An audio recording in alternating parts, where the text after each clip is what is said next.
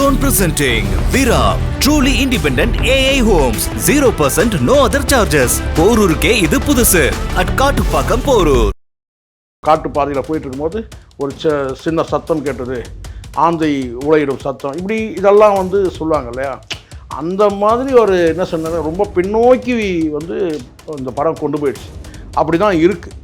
ஆர்ப்பாட்டம் இல்லாத நடிப்பு, அற்புதமான நடிப்பு விஜய் ஆண்டனி சார். ரொம்ப இயல்பாக, அதாவது கேட்டால் வந்து அப்படியே வந்து நமக்கு கண்ணுக்கு முன்னாடி ஒரு போலீஸ் ஆஃபீஸர், தன்னுடைய மகளை பறி கொடுத்த ஒரு போலீஸ் ஆஃபீஸர், அப்படி தான் நம்ம வந்து பார்க்குறோம். முழுக்க அவருடைய நடிப்பு வந்து ரொம்ப இயல்பாக இருந்தது, ரொம்ப நல்லா இருக்கு. எனக்கு இது வரைக்கும் பார்த்த படங்களில் இந்த படம் வந்து, அவருடைய எல்லா படங்களும் நான் பார்ப்பேன், இந்த படம் வந்து ரொம்ப இயல்பாக நடிச்சிருந்தார். அந்த படத்தோட காட்சி ஹீரோயின்லாம் இல்லாமல், ஹீரோயின் சப்ஜெக்டே கிடையாது, அவருக்கு ஹீரோயின் கிடையாது. நிறைய பேர் என்ன சொல்றாங்கன்னா, விஜய் ஆண்டனி சார் படம் பண்ணதுக்கு மெயின் ரீசனே அவர் ஹீரோ இருக்கலாம். ஏன்னா அவர் ஏற்கனவே நீச்சல் தெரியும் போல இருக்கு, அவருக்கு ஏற்கனவே நீச்சல் வீரர் போல இருக்கு. அவர் ரொம்ப கடினப்பட்டு நடிச்சிருக்க மாதிரி முதல் படம் மாதிரியே தெரியல. ரேசிசம் சார்ந்த அரசியல் பேசுதா, நிறத்தை சார்ந்த அரசியல், அதுதான் நான் சொல்லக்கூடாதுன்னு பார்க்குறேன். படம் போய் பார்க்கணும்ல நீங்கள்லாம், அதுதான் அங்கே போய் உட்காந்துட்டாங்கன்னா எழுந்துக்கவே முடியாது. அந்த மாதிரி தான் அந்த படத்தை கொடுத்துருக்காரு. இன்டர்வலுக்கு கூட எழுந்துக்க முடியாத அளவுக்கு தான் வந்து படம் வந்து மேக்கிங் இருக்குது. ரொம்ப நல்லாயிருக்கு.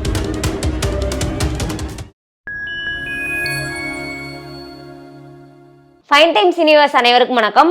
இன்னைக்கு பாத்தீங்கன்னா மார்கன் படத்தோட மூவி பத்தி நிறைய தெரிஞ்சுக்கிறதுக்காக பத்திரிகையாளர் சேகுவாரா ஜெய்சங்கர் சார் இருக்காரு. வணக்கம் சார். வணக்கம். வணக்கம். தெகிடி முண்டாசுப்பட்டி இந்த படத்துல வந்து பட தொகுப்பாளரா இருந்த லியோ ஜான் பால், அவர் வந்து மார்கன் அப்படின்ற படத்தின் மூலியமா இயக்குனரா அவதாரம் எடுத்திருக்காரு அப்படின்னு சொல்லலாம். அண்ட் இந்த படத்தோட கதாநாயகர் மற்றும் தயாரிப்பாளரா விஜய் ஆண்டனி அவர்கள் இருக்காரு. படம் எப்படி இருக்கு சார்? படம் பார்த்தோமா, படம் ஆரம்பத்திலிருந்து கடைசி வரைக்கும் ஒரே வேகத்தில், அதாவது ஒரே வேகம்னா ரொம்ப அசுர வேகத்துலேயும் போல், மிதமான வேகத்துலேயும் போல், ஒரு மீடியமான ஒரு வேகம். ஆரம்பத்துலேருந்து கடைசி வரைக்கும் அவர் தான் டைரக்டர் வந்து மேக்கிங் ஃபினிஷிங் கரெக்டாக பக்காவாக பண்ணுறாரு. லாஜிக் பெருசாக எங்கேயும் யாரும் தோண்டி எடுத்து எதுவும் பண்ண முடியாது. அந்த மாதிரி இருக்குது. லாஜிக் எரர்லாம் எதுவும் இல்லாமல் ஒரு சீரான வேகத்தில் படம் போகுது. படம் ஆரம்பித்து படம் முடித்த பிறகு நான் ஒரு 45 வருஷத்துக்கு பின்னாடி போயிட்டேன். ஒரு 40 வருஷம் சொல்லலான்னு வச்சுங்களேன், அதுதான் கரெக்டாக இருக்கும். ஏன்னா நாங்கள்லாம் ஒரு 13 வயசில் 14 வயசுலலாம் நாங்கள் வந்து ராஜேஷ்குமாரோடைய க்ரைம் நாவல் படிப்போம். ராஜேஷ்குமார், ராஜேந்திரகுமார், பட்டுக்கோட்டை பிரபாகர், அப்புறம் வந்து சுபா, ஸோ இவங்களுடைய க்ரைம் நாவல் வந்து நிறைய பேக்கெட் நாவல்லாம் வரும். அப்போ இதெல்லாம் நீங்கள் வந்து பார்த்துக்கிறதுக்கு வாய்ப்பு இல்லை. ஒரு பேக்கெட் நாவல்னால் பேக்கெட்டுக்குள்ளே வச்சுட்டு போகலாம், எங்கே போனாலும் வந்து பார்த்தீங்கன்னா அது பேக்கெட்டில் ஒரு நாவல் மாதிரி வச்சு நாவல் இருக்கும். அது ஒரு புத்தகத்தை வச்சு பேக்கெட்டில் வைக்கிற அளவுக்குலாம் வந்து சின்ன சின்னதாக மாதிரி சொல்கிறீங்க. ஸோ அந்த மாதிரி வந்து அப்படி பார்த்து ஒன்று. இன்னும் அதுக்கும் முன்னாடி நான் சொல்கிறது கேட்டால் ஒரு 45 வயசுக்கு முன்னாடினா டிவி இதெல்லாம் இருக்கும்போது ரேடியோ மட்டும் இருக்கும். அந்த ரேடியோவில் வந்து ஒளிச்சித்திரம்னு ஒன்று போடுவாங்க. ஒளிச்சித்திரம் ரேடியோவில் உங்களுக்கு தெரியும், டிவியே இல்லாத காலத்தில் நான் சொல்கிறேன். டிவின்னு ஒன்று வராத காலத்தில் ரேடியோவில் ஒளிச்சித்திரம்னு ஒன்று வரும். அதில் வந்து பார்த்தீங்கன்னா இது மாதிரி க்ரைம் நாவல் வந்து ஒருத்தர் வந்து அதாவது பேசுவார், கதை மாதிரி சொல்லுவார். அது கதை மாதிரி சொல்லும்போது பார்த்தீங்கன்னா அந்த ரேடியோவை பக்கத்தில் வச்சுக்கிட்டு, அதுவும் நம்ம வீடெலாம் அப்போ வந்து லைட்லாம் கிடையாது, கரண்ட் இல்லாத இந்த காடா விளக்குன்னு சொல்லுவாங்கள்ல, காடா விளக்கு, சிமிழ் விளக்கு சொல்லுவாங்கள்ல, அந்த சிமிழ் விளக்கில் தான் வந்து படுத்து தூங்கிட்டு இருக்கும்போது ரேடியோ பேட்டரியில் வந்து இயங்கும். அப்போது அந்த ரேடியோவில் வந்து ஒளிச்சித்திரம் கதை சொல்லுவாங்க. அப்படியே நம்ம மனக்கண் முன்னாடி கதை ஓடும். அவர் சொல்லும்போது அவ்வளோ சுவாரஸ்யமாக இருக்கும். காட்சிகள்லாம் இருட்டாக இருந்தது, அங்கே ஒரு சின்ன ஒரு உருவம் தெரிஞ்சது அப்படின்லாம் சொல்லுவாங்க. காட்டு பாதையில் போயிட்டு இருக்கும்போது ஒரு சின்ன சத்தம் கேட்டது, ஆந்தை உழையிடும் சத்தம், இப்படி இதெல்லாம் வந்து சொல்லுவாங்க இல்லையா. அந்த மாதிரி ஒரு என்ன சொன்னாங்க, ரொம்ப பின்னோக்கி வந்து இந்த படம் கொண்டு போயிடுச்சு. அப்படி தான் இருக்குது. ஆர்ப்பாட்டம் இல்லாத நடிப்பு, அற்புதமான நடிப்பு விஜய் ஆண்டனி சார். உண்மையிலேயே சொல்கிறேன், நான் வந்து ஒட்டுமொத்தமாக நான் ஒருத்தர் சார்னு சொல்கிறேன்னா அது விஜய் ஆண்டனி சாரை மட்டும்தான். நான் சினிமாவில் உங்களுக்கு தெரியும் நினைக்கிறேன், எல்லாரையும் நான் பேர் தான் சொல்வேன். நான் விஜய் ஆண்டனி மட்டும் நான் விஜய் ஆண்டனி சார்னு தான் நான் சொல்லுவேன். ஏன்னா அவ்வளோ ஆர்ப்பாட்டம் இல்லாமல் ஒரு இந்த வயசில் வந்து பார்த்தீங்கன்னா உங்களுக்கு தெரியும், வயசான நடிகர்கள் கூட வந்து பார்த்தீங்கன்னா வந்து இளம் தோற்றத்தில் ஒரு வயது பெண்ணுக்கு அப்பாவை நடிக்கிறதுக்கெலாம் ரொம்ப சங்கடப்படுறாங்க, கூச்சப்படுறாங்க இல்லையா. ஆனால் இங்கே வந்து பார்த்தீங்கன்னா இவர் வந்து ஒரு என்ன சொன்னால் கிட்டத்தட்ட உங்கள் வயசுக்கு உள்ள ஒரு பெண்ணுக்கு அப்பாவாக நடிக்கிறார். ஜோடிலாம் கிடையாது அவருக்கு, கதாநாயகோட டூயட் பாடுறது அந்த இதெல்லாம் கிடையாது. ரொம்ப இயல்பாக, அதாவது கேட்டினா வந்து அப்படியே வந்து நமக்கு கண்ணுக்கு முன்னாடி ஒரு போலீஸ் ஆஃபீஸர், தன்னுடைய மகளை பறி கொடுத்த ஒரு போலீஸ் ஆஃபீஸர், அப்படி தான் நம்ம வந்து பார்க்குறோம். முழுக்க அவருடைய நடிப்பு வந்து ரொம்ப இயல்பாக இருந்தது, ரொம்ப நல்லா. எனக்கு இது வரைக்கும் பார்த்த படங்களில் இந்த படம் வந்து, அவருடைய எல்லா படங்களும் நான் பார்ப்பேன், இந்த படம் வந்து ரொம்ப இயல்பாக அவர் நடிச்சிருந்தார். அந்த படத்தோட காட்சி ஹீரோயின்லாம் இல்லாமல், ஹீரோயின் சப்ஜெக்டே கிடையாது அவருக்கு, ஹீரோயின் கிடையாது. அஜய் ஜீஷன் சொல்லிட்டு அவருடைய ரிலேஷன் பையன் போல இருக்குன்னு நினைக்கிறேன், அக்கா பையன் அவரே சொல்லியிருக்கிறாரு. நல்லா நடிக்கிறார் தம்பி. அந்த பாவம் முதல் படம் மாதிரியே இல்லை அந்த படத்தில், ஏன்னா அவ்வளோ வேலை வாங்கியிருக்கிறாங்க உண்மையிலே. ஏன்னா அவரு தான் இங்கே ரொம்ப கஷ்டமாக நடிச்சதுன்னா, அந்த படத்தில் ரொம்ப கஷ்டப்பட்டு நடிச்சதுன்னா, அவர் என்ன சொல்றாங்கன்னா விஜய் ஆண்டனி சார் படம் பண்ணதுக்கு மெயின் ரீசனே அவர் ஹீரோ இருக்கலாம். ஏன்னா அவர் ஏற்கனவே நீச்சல் தெரியும் போல இருக்கு, அவருக்கு ஏற்கனவே நீச்சல் வீரர் போல இருக்கு. அவர் ரொம்ப கடினப்பட்டு நடிச்சிருக்க மாதிரி தெரியும். முதல் படம் மாதிரியே தெரியல. இப்போ எவ்வளோ பேர் பெரிய ஸ்டார்களுடைய பிள்ளைகள் கூட நடிக்க வராங்கல்ல, அவங்க வந்து பார்த்தீங்கன்னா அந்த முதல் படத்தில் வந்து ரொம்ப கடினமாக உழைச்ச மாதிரியே தெரியாது. பட் இந்த படத்தில் வந்து அஜய் தேவ்கனுக்கு வந்து பார்த்தீங்கன்னா வந்து ஹார்ட் ஒர்க். ஏன்னா அவர் நீச்சல் வந்து பார்த்தீங்கன்னா வந்து இயல்பாகவே நீச்சல் தெரியும் போல இருக்கு அவருக்கு, நீச்சல் வீரராக தான் நடிக்கிறாரு. அது இல்லாமல் வந்து ஒரு வித்தியாசமான கேரக்டர் வேறு. அதாவது கேட்டிங்கன்னா அவருக்கு இந்த சொல்லுவாங்கள்ல ஐக்கியூ அதிகமாக இருக்கிற மாதிரி, அந்த மாதிரியான ஒரு நடிப்பு வெளிப்படுத்தணும். ஸோ அது வந்து ரொம்ப நல்லா பண்ணியிருக்கிறாரு. கதை ரொம்ப நல்ல கதை, இது வரைக்கும் பார்க்காத ஒரு கதை. முழுக்க என்னன்னா, இந்த மார்கன் சொன்னாலே சொல்கிறாங்க இல்லையா, மரபணு சம்பந்தமான ஒரு விஷயம். இப்போ கரிய நிறம் வருது, வெள்ளை நிறம் வருதுன்னா அது எப்படி மரபணு தானே. ஸோ அந்த வகையில் வந்து கேட்டிங்கன்னா ஒரு கருப்பு என்று வந்து புறக்கணிக்கப்பட்ட ஒரு நபர், அவர் வந்து என்ன பண்ணுறாரு அப்படின்றது தான் அந்த படத்தோட கதை. ரேசிசம் சார்ந்த அரசியல் பேசுதா, நிறத்தை அதுதான் நான் சொல்லக்கூடாதுன்னு பார்க்குறேன். படம் போய் பார்க்கணும்ல நீங்கள்லாம். அதுதான் நிறத்தை மையப்படுத்தி புறக்கணிக்கப்பட்ட ஒரு நபர் வந்து யாரெல்லாம் புறக்கணிச்சாங்களோ அவங்களெல்லாம் வந்து பழி வாங்குறாரு, வந்து கொலை செய்கிறாங்கன்றது தான் கதை. அது வந்து என்னன்னா வந்து ஒரு வித்தியாசமான ஒரு இது வரைக்கும் வந்து பார்த்திங்கன்னா இந்த மாதிரியான ஒரு கதையை சூஸ் பண்ணி எடுத்த மாதிரி தெரியல. நிறத்தால் பாதிக்கப்பட்டாங்கன்னா வந்து என்ன செய்வான்னு கேட்டால் வந்து ஒன்று சூசைட் பண்ணிப்பாங்க, அந்த மாதிரி கதையெல்லாம் நம்ம பார்த்துருக்குறோம் இல்லையா. பட் இங்கே வந்து இதில் நம்ம பார்க்குறோன்னு கேட்டால் வந்து அவங்க யாரெல்லாம் வந்து நம்மளை வந்து புறக்கணித்தாங்களோ நிறத்தை மையப்படுத்தி அவங்களெல்லாம் பழி வாங்கணுன்ற மாதிரி ஒரு கதை.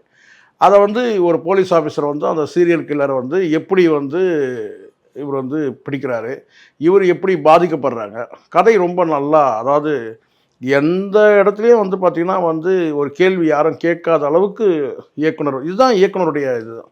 இங்கே லாஜிக் எரரே வராத அளவுக்கு ஆரம்பத்துலேருந்து கதையை வந்து கேட்டினா வந்து தொடர்ச்சியாக வந்து கேட்டினா இவருடைய மகள் வந்து இறக்கிறத அதை கிளைமேக்ஸ்லேயே வந்து பார்த்திங்கன்னா அதை நமக்கு வந்து ஃபைனல் பண்ணும்போது ரொம்ப கிளவர் டைரக்டர். எனக்குன்னா கிளைமேக்ஸில் தான் நமக்கு புரிய வைக்கிறார். சரி, விஜய் ஆண்டனியோட மகளை எதுக்காக இவங்க கொல்லணும் அப்படின்னு ஒரு கேள்வி வருது இல்லையா, அதை கிளைமேக்ஸில் வந்து வைக்கிறாரு. கடைசி ஒரு 15 நிமிஷம் கிளைமேக்ஸ் வந்து பரபரப்பாக இருக்குது. படம் முழுக்கமே பரபரப்பு தான், ஆனால் அந்த கடைசி ஒரு 15 நிமிஷம் வந்து பார்த்திங்கன்னா நமக்கு ஒரு கிளாரிட்டி கிடைக்கணும்ல நமக்கு. அப்போ அதை வந்து பார்த்திங்கன்னா ரொம்ப எக்ஸாக்டாக வந்து டைரக்டர் தான் இதில் ரொம்ப பாராட்டப்பட வேண்டிய ஒரு டைரக்டர் அண்டு ப்ரொடியூசர்னா ஆக்டர் வந்து விஜய் ஆண்டனி. அதில் அந்த தம்பி வந்து எல்லாருமே அந்த பாத்திரத்தை வந்து உணர்ந்து நடிச்சிருக்கிறாங்க. அந்த கிட்டத்தட்ட ஹீரோயின் சொல்ல முடியாது, ஆனால் அவங்க தான் வந்து பார்த்திங்கன்னா வந்து ஒரு சீரியல் கில்லர்ன்றதை வந்து கடைசி ஆஃப் கிளைமேக்ஸில் தான் வந்து கிடைக்கும்போது சீரியல் கில்லர் யாருன்னு வரும்போது அவங்க நடிப்பை பாராட்டாமல் இருக்க முடியல. அது அவளான்றதே வந்து ஒரு கன்ஃபியூஷனில் கொண்டு வந்து முடிக்கிறாங்க. படம் வந்து நல்லா இருக்குமா, எல்லோரும் பார்க்கலாங்க தாராளமாக. அதுவும் குறிப்பாக வந்து இதெல்லாம் வந்து என்ன சொன்னாங்க, அங்கே போய் உக்காந்துட்டாங்கன்னா எழுந்துக்கவே முடியாது, அந்த மாதிரி தான் அந்த படத்தை கொடுத்துருக்காரு. இன்டர்வலுக்கு கூட எழுந்துக்க முடியாத அளவுக்கு தான் வந்து படம் வந்து மேக்கிங் இருக்குது. ரொம்ப நல்லாயிருக்கு. யூஷுவல் க்ரைம் த்ரில்லர் மாதிரி, அதாவது வில்லனை ரிவீல் பண்ணுற மாதிரி இல்லாமல் கொஞ்சம் டிஃப்ரெண்ட்டாக எடுத்திருக்காங்கன்ற மாதிரி இருக்குல்ல சார். சுவாரஸ்யம் எங்கேயாவது லேகுன்ற மாதிரி விஷயம் இல்லைம்மா, எதுவுமே எனக்கு தெரிஞ்சு அந்த மாதிரி எதுவுமே இல்லை. ஒரு 4 பேர் கொல்லப்படுறாங்கன்னா அந்த 4 பேர் வந்து யாருன்றது கூட முதல்ல நமக்கு தெரியாத அளவுக்கு டைரக்டர் ரொம்ப கிளவராக கொண்டு போகிறார். இப்போ 4 பேர் கொல்லப்படுறாங்க, அந்த 4 பேருக்குமே ஒரு லிங்க் இருக்குது. அது வந்து படத்தோட மூமெண்ட்லேயே தெரிய வருது. இந்த 4 பேர் கொல்லப்படுறாங்கன்னா 4 பேருக்குமே வந்து ஏதோ ஒரு வகையில் லிங்க் இருக்குன்னா அதை வந்து படத்தோட ஓட்டத்திலே சொல்கிறார். முதல்லே சொல்லிடாமல் ரொம்ப கரெக்டாக வந்து எடிட்டிங்லேயும் ரொம்ப ரொம்ப கிளவராக பண்ணியிருக்கிறாங்க. என்ன ஸ்க்ரீன் பிளே வந்து பார்த்தீங்கன்னா ரொம்ப கரெக்டாக கொண்டு போய் நம்மளை ஃபைனல் வந்து ஒரு 15 நிமிஷத்தில் வந்து பார்த்தீங்கன்னா ஃபுல் கிளாரிட்டி நமக்கு கிடைக்குது. இதில் எங்கேயுமே வந்து நீங்கள் சொல்கிற மாதிரி வந்து பார்த்தீங்கன்னா எங்கேயுமே தொய்வு எதுவுமே கிடையாது. அந்த கதைக்கு வந்து பார்த்தீங்கன்னா முழுக்க ஒரே ஒரு லைன் கதை தான். நிறத்தால் புறக்கணிக்கப்பட்ட ஒரு நபர், அவங்க வந்து சீரியல் கில்லர் ஆகிடுறாங்க. கிட்டத்தட்ட சைக்கோ கில்லர் கூட சொல்ல முடியும். அப்போ அவங்க வந்து யாரெல்லாம் கொள்கிறாங்க, அந்த கொல்லப்பட்டவங்களுக்கெல்லாம் என்ன தொடர்பு இருக்குது, லிங்க் இருக்குது, ஒருத்தருக்கு ஒருத்தருக்கு எப்படி வந்து ஒரு செயின் லிங்க் மாதிரி இருக்குன்றத அதை வந்து கட்டுறாங்க. ஆரம்ப காட்சிலேருந்து கடைசி காட்சி வரைக்கும் மியூசிக் பின்னி எடுத்திருக்காரு. மியூசிக் படத்தோட பெரிய ஸ்ட்ரென்த்து வந்து பார்த்திங்கன்னா பிஜிஎம். அதில் வந்து பாடலும் வந்து பார்த்திங்கன்னா வந்து கேட்குற மாதிரி இருக்குது. அந்த குறிப்பிட்டு வந்து கேட்டால் வந்து அந்த ஆந்தை போகக்கூடிய அந்த காட்சி இருக்குல்ல, அது ரொம்ப நல்லா ஷூட் பண்ணியிருக்கிறாரு. ஆந்தை வந்து பார்த்திங்கன்னா வந்து சீரியல் கில்லருக்கு வந்து பார்த்திங்கன்னா ஆந்தையோடு போகிற மாதிரி ஒரு காட்சி இருக்குது. எல்லா காட்சியும் வந்து இருக்குது. கேமராவும் அட்டகாசமான கேமரா, ஒளிப்பதிவு பக்காவாக இருக்குது. விஜய் ஆண்டனி அவர்களுக்கு வந்து பார்த்தீங்கன்னா பிச்சைக்காரன் படத்துக்கு அப்புறம் அவருக்கான பெயர் அங்கீகாரம் கிடைக்கல அப்படின்ற மாதிரியே சொல்லலாம். அடுத்தடுத்த படங்கள் எல்லாமே அப்படிலாம் இல்லைம்மா. இங்கே ஒரு விஷயம், இது எல்லாரும் அப்படி சொல்கிறாங்க. சினிமாவில் வந்து பார்த்திங்கன்னா வந்து அங்கீகாரன்றது எனக்கு தெரிஞ்சுக்கிட்டேன்னா ஒரு பிச்சைக்காரன் வந்து ஃபஸ்ட்டு பிச்சைக்காரன் வரும்போதே அது வந்து அவர் வந்து அங்கீகாரன்றது அதுதான். ஒரு நடிகராகவும் அங்கீகரிச்சிட்டாங்க. அதுக்கப்புறம் அவருடைய பாடல்கள் மூலமாக வந்து பார்த்தீங்கன்னா அவர் இசையமைக்க அவருடைய படத்தில் தான் இல்லை, அவர் படம் இல்லாமல் பல படங்களில் மியூசிக் போட்டிருக்கிறாரு. எல்லா பாடலும் வந்து கேட்குற மாதிரி இருக்கும். ஒன்று இதில் இன்னொன்று என்னென்னா, நீங்கள் சொன்னீங்கல்ல அடுத்த படங்கள்லாம் அங்கீகாரங்கள், அடுத்த படங்கள்லாம் வந்து ஓடிட்டு தான் இருக்குது. அந்த போட்ட தொகைக்கு வந்து பார்த்தீங்கன்னா இப்போது உதாரணம் சொல்ல இப்போ இந்த படமே எடுத்துக்கோங்க, இதே நம்ம சொல்லுவோம் உதாரணத்துக்கு. ஒருவேளை ஒரு 10 கோடி ரூபாய் அப்ராக்சிமேட்டாக தான் நான் சொல்கிறேன், எவ்வளோன்னு தெரியாது. ஒரு 10 கோடி ரூபாய் ப்ராஜெக்டாக இருக்குதுன்னு வச்சுக்கோங்களேன்.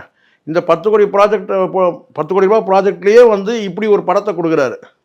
இப்போ அவருக்கு வந்து 100 கோடி ரூபாய் ப்ராஜெக்ட்டுன்னு வச்சுக்கோங்க. அப்போ எந்த மாதிரியான படம் கொடுப்பார் யோசிச்சு பாருங்கள். அவர்கிட்ட இருக்கிற அந்த உள்ளங்கையில் இருக்கிற அந்த பணத்தை மட்டுமே வச்சுக்கிட்டு அவரே சொல்லியிருக்கிறார், கடன் வாங்கி தான் பண்ணுறேன்னு சொல்கிறார். இப்படிப்பட்ட நபர் வந்து இப்படியான ஒரு சக்ஸஸ்ஃபுல்லான ஒரு படத்தை கொடுக்குறாருன்னு சொன்னால் ஒரு 2.5 மணி நேரம் வந்து எந்த வகையிலையும் வந்து கேட்ட பெரிய மெகா பட்ஜெட்லாம் நான் இப்போ சொன்னேன்னா சிக்கலாயிரும். பெரிய பட்ஜெட் படங்கள்லாம் பெரிய ஆக்டர் சூப்பர் ஆக்டர் நடிகை படங்கள்லாம் எப்படி ஆச்சு நீங்கள் நம்ம பார்த்து தானே வரும். அப்போ இவருக்குள்ள வந்து ஆடியன்ஸ் விஜய் ஆண்டனின்னா அவருக்குள்ள ஆடியன்ஸை அவர் திருப்தி பண்ணுறாரு. அவர் கைக்குள்ளே இருக்கிற அந்த பணத்தை மட்டுமே வச்சு ஒரு வெற்றிகரமான ஒரு படத்தை கொடுக்குறாரு. 2 மணி நேரம் நம்ம வந்து பார்க்குறோம். இது முழுக்க விஜய் ஆண்டனின்றது அந்த ஏதோ அந்த எம்பளம் காட்டுறாங்க இல்லையா, ஒரு பிராண்டு. விஜய் ஆண்டனி படம்னா எல்லோரும் இப்போ இன்றைக்கி நான் பார்க்குறேன், கிட்டத்தட்ட தேட்டர் ஃபுல்லாக இருக்குது. நான் இன்றைக்கி பார்த்தேன், இத்தனைக்கும் நான் 3வது ஷோ தான் போயிருக்கேன்னு வச்சுங்களேன், அவ்வளோ ஃபுல்லாக இருக்குது. அப்போது விஜய் ஆண்டனி வந்து பார்த்திங்கன்னா ஒரு 100 கோடி ரூபாய் ப்ராஜெக்டில் வந்து ஒரு 200 கோடி ப்ராஜெக்டை வந்து ஒரு படம் கொடுத்தா அது அந்த படம் எப்படி இருக்குன்னு பாருங்கள். அதுதான் பார்க்கணும். அது வந்து விஜய் ஆண்டனினாலே வித்தியாசமான படத்தை கொடுப்பாரு. இந்த படமும் கொடுத்துருக்காரு. விஜய் ஆண்டனி படம்னா வந்து பிச்சைக்காரன்லேருந்து அது தலைப்பு மட்டும் வித்தியாசம் இல்லை, படமும் கூட வித்தியாசமாக இருக்கணும். இந்த படம் வந்து வித்தியாசமாக இருக்குது. அது எனக்கு கடைசியாக கம்பேக்காக அமையுமா? ஏன்னா அந்த அளவுக்கு கம்பேக்கே கொடுக்கல. அவர் ஆல்ரெடி ஃபீல்டில் இருக்கிறார்ல, அவர் எதுவும் கேப் கொடுக்கலையே. பெரிய கேப் கொடுத்தாருன்னா நம்ம சொல்லலாம், கம்பேக்குன்னு சொல்லலாம். அவர் எப்படியும் வந்து ஒரு 2 வருஷத்துக்கு 1 வருஷத்துக்கு ஒரு படம் கொடுத்துட்டு தான் இருக்கிறாரு. ஒரு சில படம் ஓடுது. மழை பிடிக்காத மனிதன் உங்களுக்கு தெரியும், அந்த படம் வந்து போகலை. இந்த படம் வந்து பார்த்திங்கன்னா வந்து போகுது. அந்த மாதிரி ஒரு படங்களுக்கும் கொஞ்சம் வித்தியாசம் ஒன்றா இருக்கலாமே தவிர ஒரு அட்டர் ஃப்ளாப் மூவி கொடுத்துட்டாரு இவர் மாதிரி வந்து ஒரு இவர் யார் நடிக்க இப்படிலாம் சொல்கிறாங்க இல்லையா சில பேர், இவர் யார் நடிக்க வந்தார் போனார்லாம் இப்படிலாம் கூட விமர்சனம் வருது இல்லை. ஆனால் இந்த படத்தை வந்து கேட்டினா விஜய் ஆண்டனி படம் வந்து வேணா சொல்லலாம். என்னென்னு கேட்டினா, என்னங்க கதை சரியில்லைங்க, அது டைரக்டர் சரியில்லைங்க, அப்படி ஒன்றா சொல்லியிருக்கலாம். ஆனால் விஜய் ஆண்டனியை வந்து எங்கேயும் யாரும் குறைய சொல்ல முடியாது. இல்லை, நிறைய பேர் என்ன சொல்கிறாங்க அப்படின்னா அவர் மியூசிக்லேயே இருந்திருக்கலாம், படம்லாம் நடிக்காம இருந்திருக்கலாம். அப்படி ஏன்னா இல்லம்மா, அவருக்கான இல்ல. முகபாவனைகள் அது வந்து இந்த வந்து- படத்துல செட் ஆகல, போலீஸ் அப்படிலாம் கேரக்டர் இல்லை. செட் ஆகலன்ற மாதிரி இல்லை சொல்றாங்க. எந்த படத்தில் அவர் எங்கேயுமே அவர்கிட்ட என்ன விஷயம் நான் சொல்கிறேன், முட்டு கொடுக்கறதுக்காக நான் பேசல. அப்படி இல்ல சார். ஒரு ஓவர் ஆக்டிங்னு ஒன்று இருக்குல்ல, அது அவர் பண்ண மாட்டார். சில நடிகர்கள் வந்து யூத்து கூட வந்து பார்த்தீங்கன்னா சண்டை காட்சியில் கூட பார்த்தீங்கன்னா ஊன்னு ஒரு மாதிரி வாயை கட்டிக்கிட்டா அப்படின்னு, அந்த மாதிரி இல்லை. ஓவர் ஆக்டிங் கொடுக்காம அவருக்குன்னு ஒரு பாணி இருக்குல்ல. இப்போ எல்லாருக்கும் ஒரு பாணி இருக்கு இல்லையா? இப்போ நடிக்கக்கூடிய இளம் நடிகர்களாக இருக்கட்டும், அது அல்லது மூத்த நடிகர்களாக இருக்கட்டும், ஒவ்வொருக்கும் ஒரு பாணி இருக்குல்ல. அது மாதிரி அவருக்கு ஒரு பாணி. எல்லாரும் சொன்னால் அவர் ஒரே மாதிரி நடிக்கிறாரு, ஒரே மாதிரி. இந்த கேரக்டர் இந்த படத்தில் அவர் என்னவா நடிச்சிருக்கிறாரு, ஒரு போலீஸ் ஆஃபீஸர் ஒரு சீரியல் கில்லரை வந்து கண்டுபிடிக்கணும். இதுக்கு இவ்வளோ தானே பண்ண முடியும். இதில் வந்து பார்த்தீங்கன்னா ஆண் கத்தி ஊன் கத்தின ஒரு மகள் வந்து இறக்குற காட்சி, அங்கே ஒரு தந்தையாக வந்து அவர் கதறி அழக்கூடிய அந்த காட்சி நெகிழ்வாக இருக்குது, பார்க்கும்போது ரொம்ப உருக்கமாக இருக்குது. அந்த காட்சி சொல்கிறார், மகளுக்காக அவர் வந்து பார்த்தீங்கன்னா தன்னை வந்து சாக்ரிஃபைஸ் பண்ணுறதுலாம் இது நெகிழ்ச்சி. அவரோட ரியல் வாழ்க்கையிலே கனெக்ட் ஆகுற மாதிரி தானே சார் இருக்கும். அது கிட்டத்தட்ட அதுதான். அது நம்ம பேச வேண்டாம், அது வந்து நம்ம கடந்து போகிறது தான் நல்லது. அவரும் கடந்து வந்துட்டார், அப்போ நம்ம கடந்து போகிறது தான் நல்லது. ஆனால் சொல்கிறேன் நான், அது முதல்ல வந்து ஒரு வயது பெண்ணுக்கு வந்து இப்போ இன்றைக்கி வந்து உங்கள் வயசில் ஒரு மகள் அவளுக்கு இருந்தால் கூட சினிமாவில் காட்டும் போது தன்னை யூத்தாக தானே காட்டிக்கணும். இப்போ நான் கேட்குறேன், இந்த நரைமுறை அவர் காட்டிக்காமல் பிளாக் தடவுனா யாராவது கேட்க போகிறாங்களா? என்னங்க நீங்கள் என்னங்க ஒரு 15 வயசு பொண்ணுக்கு 16 வயசு பொண்ணுக்கு நீங்கள் வந்து அப்பா, நீங்கள் வந்து இந்த மாதிரி வந்து வெள்ளை முடியை வந்து கருப்பு முடியாக போட்டிருக்கீங்க அப்படி சொல்லி கேட்க போகிறாங்க? அவருடைய நிறைய பேர் இல்லை அதுதான்மா. ஆனால் அவர் ஏன் வெள்ளை முடியை காட்டணும்? தலைமுடியில் வந்து வெள்ளை முடியை காட்டுறாரு, ஆரம்பத்துலேருந்து கடைசி வரைக்கும் வெள்ளை முடியை காட்டுறாரு. இதே வந்து கருப்பு முடியை காட்டிட்டு கூட வந்து 14 வயசு மகளுக்கு வந்து அப்பான்னு சொல்லி காட்டினா யாரும் கேள்வி கேட்க போகிறாங்களா? கிடையாதுல்ல. அப்போ அந்த வயதான தோற்றத்துக்கு அவர் வந்து பார்த்தீங்கன்னா வந்து அவரை மாற்றிக்கிறாரு. இதுதான் நடிகர்களுக்குள்ள துணிச்சல். பல நடிகர்கள் வந்து வெள்ளை முடி ஒன்றும் வரக்கூடாதுங்கிறான். நீங்கள் வந்து 25 வயசு பொண்ணு கூட நீங்கள் வந்து அப்பாவை நீ காட்டிக்க, ஆனால் எனக்கு ஒரு வெள்ளை முடி வரக்கூடாது அப்படி சொல்லக்கூடிய ஹீரோக்கள்லாம் இருக்கிறாங்க. நான் யாரையும் குறிப்பிட்டு சொல்லலை. பட் விஜய் இது வந்து என்ன சர்ச்சை இல்லாமல் பேசணும்னு நான் நினைக்கிறேன். இந்த சப்ஜெக்டை பொறுத்த வரைக்கும், விஜய் நடிகை பொறுத்த வரைக்கும் அந்த வயசு தோற்றத்துக்கு இந்த படத்தில் வந்து அவர் வந்து காட்சி தரார், அவ்வளோதான். மற்றபடி நடிப்புலேயே வந்து கேட்டினா அவருக்கு அந்த கதைக்கு என்ன நடிப்போ அந்த நடிப்பை வெளிப்படுத்துகிறார், அவ்வளோதான். அதில் வந்து பார்த்தீங்கன்னா பறந்து சண்டை போடுற காட்சியெல்லாம் இல்லை, இயல்பாக இருக்குது. அதுதான் இந்த படத்தோட ப்ளஸ்ன்னு நான் நினைக்கிறேன். என்னன்னு கேட்டினா ஒரு நாவல் படித்த திருப்தி இருக்குது. அதனால தான் நான் ஆரம்பமே சொன்னேன், ராஜேஷ்குமாரோடைய ஒரு நாவல் படித்தா எப்படி இருக்குமோ அந்த நாவல் படித்த திருப்தி இருக்குது. மார்கன்னா என்னன்னு கேட்டிங்கன்னா அது எல்லோரும் சொல்கிறாங்க, அதை நீங்கள் ஒரு பெயராகவும் சொல்லலாம், அல்லது வந்து பார்த்திங்கன்னா அது வந்து மரபணு அழகுன்னு கூட சொல்கிறாங்க. அப்படி தான் சொல்லப்பட்டிருக்கு. மரபணுன்ற அந்த மார்கன் சொன்னாலே மரபணு சார்ந்த ஒரு பொருள் தர மாதிரி ஒரு மரபணு, அது மரபணுவோட அழகுன்றாங்க, மரபணுவோட பெயர். அது மார்கன்றது மரபணு பெயர்னு சொல்கிறாங்க. இது மரபணு தானே சிக்கல் இங்கே, கருப்பு வெள்ளைன்றதுக்கு. ஸோ அதனால் வந்து என்ன தெரிய வருதுன்னு கேட்டிங்கன்னா வந்து நிறத்தால் யாரையும் வந்து நம்ம வந்து காயப்படுத்தக்கூடாது அப்படின்றது தான் இந்த சப்ஜெக்ட். படத்தில் எத்திக்ஸாக சொல்லப்படுறது அதுதான். ஏதோ ஒரு வகையில் ஒரு எத்திக்ஸ் சொல்லப்பட்டிருக்கு இந்த படத்தில். கடைசியாக முடிக்கும்போது யாரையும் நம்ம போகிற போக்கில் நம்ம கூட சொல்கிறோம் தானே, இயல்பானா சொல்கிறோம், டேய் கருப்பா அப்படின்னு கூப்பிட்றோம்ல. அதுதான் அது பண்ணக்கூடாதுன்றது தான் இந்த கதையை சொல்லுது. நிறத்தை வைத்து கேலி கிண்டல் பண்ணக்கூடாது, திட்டவும் கூடாது, கேலி பண்ணவும் கூடாது, கோபமாகவும் பேசக்கூடாதுன்னு கேட்டினா நிறத்தை வச்சு நம்ம பேசக்கூடாது. அதே மாதிரி உருவ கேலி பண்ணக்கூடாதுன்றது தான் இந்த படத்தோட மெயின் கான்செப்டே. உருவத்தை வச்சு இப்போ நம்மளெல்லாம் சொல்கிறான்ல, பார்த்தீங்கன்னா வந்து பார்த்தீங்கன்னா இப்படி உட்காந்துருக்கிறாரு வந்து என்ன சார், சில பேர் வந்து கேட்குறாங்கல்ல, நீங்கள் தொப்பையை மறைங்க, நீங்கள் என்ன மாசமாக இருக்கீங்களான்னு கூட நம்மளை கேட்குறாங்கல்ல, சொல்லுங்கள். அந்த மாதிரி யாரையும் வந்து நம்ம அதுக்காக நம்ம சீரியல் கில்லர் ஆக முடியும் சொல்லுங்க பார்க்கலாம். நம்ம சீரியலில் நடிக்கலாமான்னு சொல்லிட்டு யோசனை பண்ணிருக்கும் போது நம்ம எப்படி சீரியல் கில்லர் ஆக முடியும்? இல்லை சொல்கிறேன் நான், அந்த மாதிரி உருவத்தில் யாரும் கேள்வி பண்ணும்போது அவங்க கொஞ்சம் வலிக்க தான் செய்யும். இப்போ நானும் எனக்கு ஏஜ் ஆயிடுச்சு, நீ என்ன வேணால் சொல்லிட்டு போடான்னு சொல்லிட்டு கடந்து போயிட்டு இருக்கிறோம். ஆனால் ஒரு யூத் எங்கே வந்து சொல்லும் போது வந்து வாயை குறித்து சொல்லும் போது, கண்ணை குறித்து சொல்லும் போது, காது குறித்து சொல்லும் போது, இல்லை உருவத்தை சொல்லும் போது, நிறத்தை சொல்லும் போது அவங்களுக்கு வலிக்கும் தானே. அது ஒரு வகையில் வந்து பார்த்தீங்கன்னா அவங்களுக்கு காயப்பட்டு அவங்க ஒரு சீரியல் கில்லராக யாரெல்லாம் கேலி பண்ணுறாங்களோ அவங்களெல்லாம் கொள்கிறாங்க. இதை வந்து என்னென்னா ஒரு போகிற போக்கில் வந்து அடித்து விட்டுறாமல் ரொம்ப கரெக்டாக வந்து அந்த ஸ்க்ரீன் பிளேயில் வந்து கொண்டு வந்து படத்தை ஃபினிஷ் பண்ணுறாரு. வெற்றி படம் தான் எனக்கு தெரிஞ்ச வரைக்கும். இது வந்து கமர்ஷியலாக வெற்றியின் தோல்வின்றதை நம்ம சொல்ல முடியாது, அது இன்னும் நாட்கள் இருக்குது, இன்னைக்கு முதல் நாள். பட் கருத்தியலாக வெற்றி. அது இந்த டீமுக்கு வந்து வெற்றி. கான்செப்ட் கரெக்டான கான்செப்ட், சொல்லப்பட்ட விதம் சரியாக இருக்குது, மேக்கிங் கரெக்டாக இருக்குது, மியூசிக் கரெக்டாக இருக்குது, பாட்டு கரெக்டாக இருக்குது, கேமரா கரெக்டாக இருக்குது, எந்த இடத்துலையும் குறைய சொல்ல முடியாது. படம் வந்து மக்கள் வந்து பார்த்து அது கலெக்ஷன் எவ்வளோன்றதெல்லாம் வந்து இந்த கலெக்ஷன் புலிகள் நிறைய இருக்கிறாங்க. விஜய் ஆண்டனிக்கே வந்து பார்த்தீங்கன்னா இவங்க சொல்லுவாங்க, யார் நம்ம இந்த மீடியாவில் பேசுகிறாங்கல்ல, எவ்வளோ வசூலாச்சு எவ்வளோ வசூலாச்சுன்றத அவருக்கே இவங்க தான் சொல்லுவாங்கன்னு வச்சுக்கோங்களேன். அந்த மாதிரி ஏன்னா அவருக்கே கூட தெரியாது, இவங்க சொல்லுவாங்க இவ்வளோ தான் கலெக்ஷன் ஆச்சு அப்படின்னு சொல்லுவோம். அதனால் நமக்கு அந்த இது கிடையாது. ஆனால் வந்து படம் வந்து ஒரு தரமான படம். நம்ம இன்றைக்கி இல்லைனாலும் அது நெட்ஃப்ளிக்ஸில் இருக்கும். இல்லை சார் கட் பண்ணிட்டு போங்க. அவங்க எதில் சப்போஸ் நம்ம அந்த படமே தியேட்டர்லேயே இல்லைனாலும் கூட ஓடிடியில் படம் இருக்கும். எத்திக்ஸுக்காக நம்ம அந்த படத்தை எடுத்து பார்க்கலாம், அவ்வளோதான். ஸோ மற்றபடி வந்து அடுத்த தரமான கிரைம் த்ரில்லர் பார்க்கணும்னா தியேட்டர். ஆமாம், தரமான கிரைம் த்ரில்லர்னாமா இப்போது பெரும்பாலும் நான் சொல்கிறேன், கிரைம் த்ரில்லர் பார்க்கணுன்னா கூட நீங்கள் தியேட்டரில் வந்தால் அதோடைய எஃபெக்ட் வேறு தான். நான் அது கண்டிப்பாக சொல்லி தான் ஆகணும். நீங்கள் என்ன தான் நீங்கள் ஓடிடியில் நீங்கள் படம் பார்க்குறது வந்து ஒரு அது வேறு வகையாக இருக்கும். பட் தியேட்டர் எஃபெக்ட்டும் ஒன்று இருக்குல்ல, மியூசிக் எஃபெக்ட்லாம் வந்து தியேட்டரில் இருக்கும். இந்த மாதிரியான ஒரு கிரைம் த்ரில்லர் வந்து பார்த்திங்கன்னா வந்து மியூசிக் வந்து ரொம்ப ஸ்ட்ராங்காக கொடுத்துருக்காரு. விரல் விட்டு எண்ணக்கூடிய ஆர்டிஸ்ட் தான் நடிக்கிறாங்க, ஒரு 10 பேர் தான் நடிக்கிறாங்க. ஆனால் அதுலேயே வந்து பார்த்தீங்கன்னா வந்து படம் முழுக்க வந்து ஒரு வேகத்தையும் விறுவிறுப்பையும் கூட்டுற மாதிரி வந்து ஒரு கதையை கொடுத்துருக்குது. உண்மையிலே அவரை பாராட்டணும். உண்மையிலே டைரக்டர் லியோ ஜான் பாலும் சரி, விஜய் ஆண்டனி சார் உண்மையை பாராட்டணும். நிறைய பேர் என்ன சொல்றாங்கன்னா, விஜய் ஆண்டனி சார் வந்து இதுல கதாநாயகனா இல்ல, அவர் அக்கா பையன் தான் இந்த முழு படத்தையும் தாங்கி நிற்கிறாரு. அது எதுக்காக சொல்றேன்னா, ஒரு இடத்துல வந்து அது வருது. ஏன்னு கேட்டீங்கன்னா அந்த எங்கே வருதுன்றதை நான் சொல்லிடுறேன்னா, இவருக்கு வந்து ஐக்கியூ இருக்கிறதுனால போலீஸ் ஆஃபீஸராக இவர் இருக்கும்போது கேட்டால் முதல்ல இவரை சந்தேகப்படுறாங்க. அவர் அஜய் ஜீஷன் வந்து சந்தேகப்படுறாங்க. அதுக்கப்புறம் அந்த சந்தேகம் நீங்கின உடனே கேட்டால் அவங்ககிட்ட இருக்கிற எக்ஸ்ட்ரா பவர் ஒன்று இருக்குல்ல, ஐக்கியூ இருக்குது, அதன் மூலமாக வந்து அவங்க வந்து இந்த சீரியல் கில்லரை வந்து யாருன்றதை கண்டுபிடிக்கிறாங்க.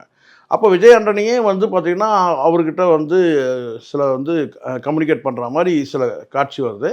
அதை தாண்டி ஒரு ஃபைட் ஒன்று கொடுக்குறாங்க. அந்த ஒரு ஃபைட் கொடுக்கறதுனால கொஞ்சம் இம்பார்ட்டன்ஸ் கொடுத்துருக்குறாங்க. ஒரு யூத்து யங்ஸ்டரு அவர் வந்து இந்த படத்தில் முதல் படத்தில் நடிக்கிறாரு. அவர் உறவினராக கூட இருக்கட்டும், அது வேறு விஷயம். ஆனால் வந்து அதை வந்து ஓரளவுக்கு கொஞ்சம் இந்த அதுதான் மனசுன்றது, விஜய் ஆண்டனியோட மனசு. அது உறவாக இருக்கட்டும், உறவு இல்லாமல் இருக்கட்டும், ஒரு கூட நடிக்கிற சக நடிகருக்கு கூடுதலாக ஒரு வாய்ப்பு கொடுக்கறதுன்னு இருக்குல்ல, அந்த மாதிரி ஒரு வாய்ப்பு கொடுத்துருக்காரு. ஒரு ஸ்டண்ட்டு காட்சி கொடுத்துருக்குறாங்க. அந்த ஸ்டண்ட்லேயே ரொம்ப நல்லா நடிக்கிறாரு இவர் அஜய் தேஷன். ஸோ அதனால் என்ன கேட்டால் அவர் வந்து இவர் ஹீரோ இல்லை, இவர் கெஸ்ட் ரோல் கிடையாது. படம் முழுக்க விஜய் ஆண்டனி தான் வராரு.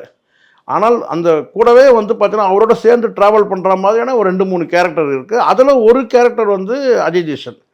அதில் வந்து கொஞ்சம் கூடுதலாக வந்து ஒரு சண்டை காட்சிலாம் அவர் கொடுத்துருக்காங்க. அப்படி பார்த்தா வந்து படம் முழுக்க இவரோட உதவிக்கு வர்றது யார் கேட்டால் மகாநதி சங்கர் வராரு. அப்போ வந்து நம்ம சொல்ல முடியுமா வந்து மகாநதி சங்கர் தான் ஹீரோ அப்படின்னு சொல்ல முடியுமா? சொல்ல முடியாது. கூட ட்ராவல் பண்ணக்கூடியவங்க ஒரு 3 கேரக்டர் ட்ராவல் பண்ணுறாங்க. அதில் ஒரு கேரக்டர் தான் அஜய் தேஷன். அதில் கூடுதலாக வந்து கேட்டால் அவருக்கு வந்து ஐக்கியம் இருக்கிறதுனால அவரை வந்து இந்த சீரியல் கில்லரை கண்டுபிடித்து பயன்படுத்துறதோட அதுக்கு பிறகு அவருக்கு வந்து ஒரு சண்டை காட்சியும் கொடுக்குறாங்க. ஸோ அதனால் வந்து கொஞ்சம் கூடுதலாக சொல்கிறாங்க கேட்டால் அவர் தான் ஹீரோன்னு சொல்லி அதெல்லாம் எடுத்து விடுறவங்க சொல்கிறது தான். ஆனால் எனக்கு தெரிஞ்ச வரைக்கும் இது விஜய் ஆண்டனி வந்து அவருடைய கெரியரில் இது ஒரு முக்கியமான படமாக இருக்கும் நிச்சயமாக. இதுவரை எங்களுடன் பல்வேறு கருத்துக்களை பகிர்ந்தமைக்கு நன்றி. நன்றி.